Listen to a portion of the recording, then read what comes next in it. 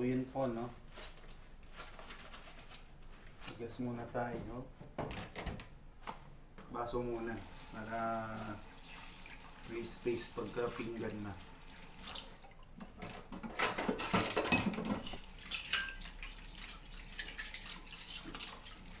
Bali guys, rest day muna natin ngayon. Kung gaano ka-importante yung pagbubuhat o pag-workout natin, ganun din ka-importante pag yung pagpapahinga. Kasi dun magre-repair yung muscle natin. Eh pagka na-over, hindi magre-repair yung muscle natin. So kaya importante din ang magpahinga. Tsaka syempre, yung mga gagawin natin, yung mga sisingit natin. And guys, pagpasensyahan nyo na yung mic, medyo mahina. Pero okay lang yun.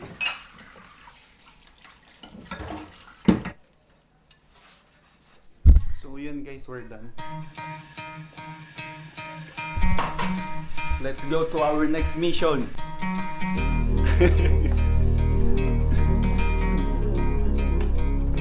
Mission is maglinis ng kwarto at maglaba.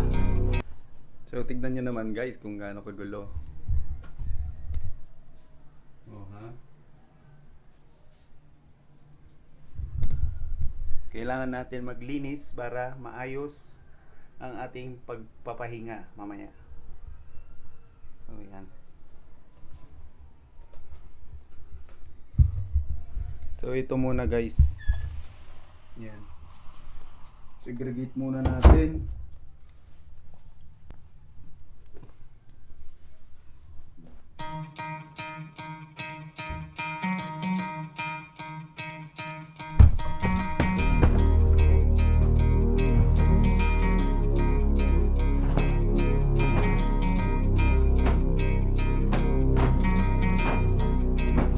Hindi lang tayo puro workout guys, kailangan din nating matutong magtupi at maglinis.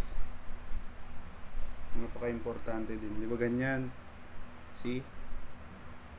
So, tupi natin ng 3 times. 1 2 3, and then baliktad natin ganyan, tupi dito, tupi dyan, tapos roll, tapos ito ipasok natin sa loob.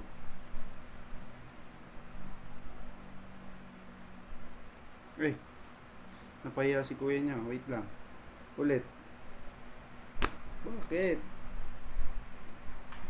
Yan. 1 2, kahit 2 lang pala. Pagka maliit, depende rin pala yun.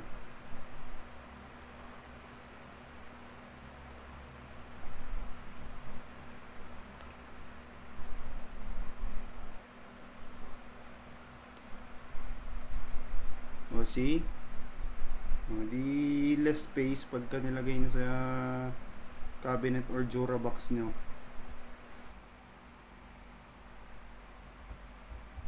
Leaving my face in this cold lands of mine, this is how I'm better I am. His angel has flown away from me, living in drunken misery. Di bali pala guys, no, nung first day of 2024, no, kung nabalitaan nyo sa Japan, grabe yung lindol pala sa kanila, no. Tapos yung mga sasakyan guys, nung nagkaroon ng earthquake na malakas sa kanila, eh syempre kasunod nun tsunami, di ba? Prone sila sa tsunami kasi marami silang mga river, tapos mga halos tabing dagat, ganun. Eh dream country ko pa naman yun. Gusto kong makapunta ng mga guys ng Japan. Kasi nga maganda sa Japan guys.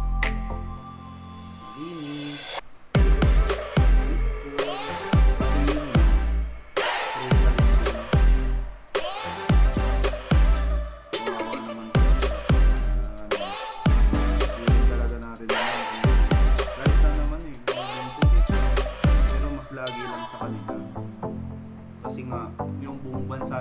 guys, kung mari-research nyo, is nasa Ring of Fire sila. Yung talagang yung halos buong bansa nila dinaanan na ganun. Nasa fault line sila guys, kaya tinawag na Ring of Fire. Share ko lang kasi napanood namin ni mami ko kanina. Kanina ba yun?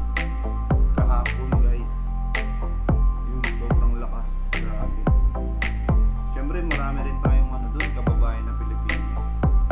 Yung iba, kawawa yung mga ibang Pilipino.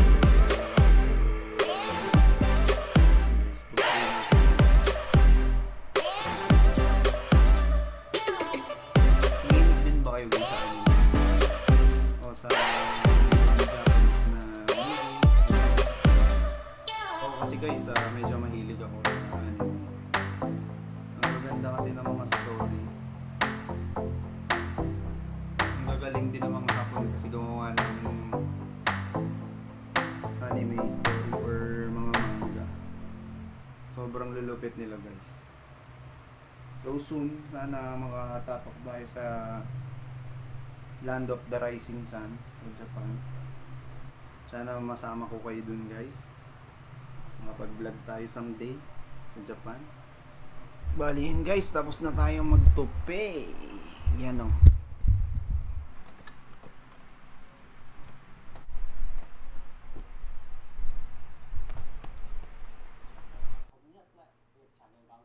So bale yun no guys, no? Ayun no,